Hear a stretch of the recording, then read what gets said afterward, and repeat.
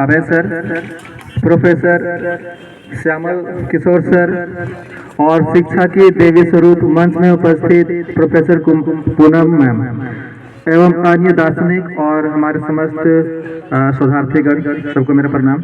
मैं गंगा कुमार दास विनोबा भावे विश्वविद्यालय हजारीबाग का शोधार्थी हूँ।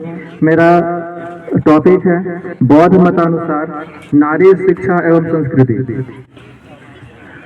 वर्तमान समय में बौद्धकालीन समाज की महिलाओं से उनके महत्वपूर्ण गुणों जैसे संयम, सादगी, श्रद्धा, शील, त्याग, करुणा आदि का अनुसरण किया जा सकता है।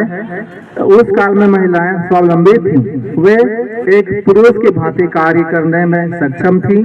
समाज में जितना एक पुरुष का एक स्त्री पर प्रभुत्व था, उतना ही एक स्त्री का एक पुरुष पर। बौद्धकालीन समाज की महिलाएं धर्म देशना में कुशल थीं। थेरी गाथा में बौद्ध भिक्षुणियों को उपाध्याय के रूप में वर्णन मिलता है। वे शिक्षा, अध्ययन, अध्यापन का कार्य करने में माहिर थीं। इस प्रकार आज भारतीय समाज को बौद्धकालीन स्त्रियों के लाभकारी एवं आवश्यक गुणों को आत्मसात करने की आवश्यकता है। भले ही स्त्रियां किसी भी प्रशासनिक, राजनीतिक, शैक्षणिक, निजी कंपनियों के मालिक, मैनेजर या अन्य कोई पद पर बैठी हों, कभी यह एहसास होता है कि स्त्रियां शारीरिक और मानसिक रूप से पुरुषों की अपेक्षा कमजोर समझी जाती हैं। परंतु आज के इस नए दौर की महिलाएं प्रत्येक क्षेत्र में अपने विजय का झंडा लहरा रहे हैं। पुरुषों के साथ कदम से कदम मिलाकर आगे बढ़ रही हैं और देश का नाम रोशन कर रही हैं। शिक्षा, स्वास्थ्य, सैनिक या कानून हो, हर क्षेत्र में स्त्रियां अपना परचम लहरा रही हैं। बौद्ध धर्म एवं दर्शन के संस्थापक तथागत बुद्ध थे। बौद्ध धर्म में मानवता, नैतिकता, करुणा, बंधुत्व, समानता आदि का विशेष महत्व है। यह एक वैज्ञानिक एवं सुधारवादी धर्म है जो विभिन्न कर्म कांड, आडंबरों, कुरीतियों, रूढ़िवादी व्यवस्था से परे है। तथागत बुद्ध ने सभी वर्ण, जाति, धर्म और धर्म को एक समान समझा।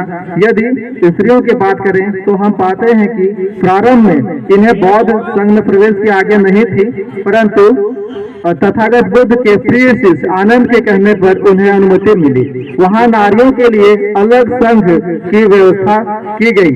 तथागत ने अपने अनुयायियों एवं गृहस्थों को उपदेश देते हुए कहा कि स्त्रियों को स्वयं का मित्र समझो व उन पर विश्वास रखो, उनका सम्मान करो। विभिन्न बौद्ध साहित्य में यह उल्लेख मिलता है कि तत्कालीन नारियों में शिक्षा और ज्ञान का बहुत प्रसार था। तथागत बुद्ध के अनुसार बौद्ध काल में कन्याओं के विवाह की उम्र 16 वर्ष थी। स्त्रियों के साथ साथ अन्य सभी वर्ग, जाति एवं धर्म के लोगों को बौद्धकालीन शिक्षा के संपूर्ण विषयों का ज्ञान लेने की अनुमति एवं स्वतंत्रता प्राप्त थी। लगभग सभी बौद्ध ग्रंथों में विदुषी महिलाओं का वर्णन मिलता है, जैसे खेमा, भद्रकुंड, क्लेश, सुभा, सुमेधा, अनुपमा, सुभद्रा, अपरा, अदुम्रा आदि। जातक कथाओं में उल्लेख है कि स्त्रियां भी प्रव्रजन करती थी तथा प्रवर्जिताओं के रूप में सांसारिक भोग विलास से विरत रहती थी तथा जीवन पर्यंत अध्ययन मनन में लीन रहती थी।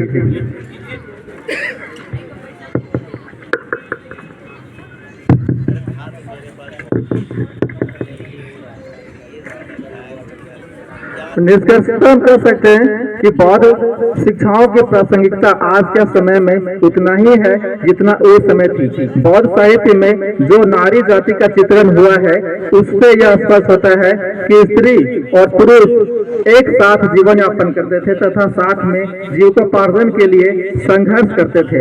स्त्री पुरुष के सभी कार्यों में भाग लेती थी, जिससे दोनों का गृहस्थ जीवन सुचारू एवं सुखमय रूप में व्यतीत हो सके। अतः निष्कर्षतः कहा जा सकता है कि इन बातों को हमें आत्मसात कर हम भी एक खुशहाल एवं सफल जीवन व्यतीत कर सकते हैं। Thank you. ऑडियंस का कोई क्वेश्चन हो तो आप पूछ सकते हैं।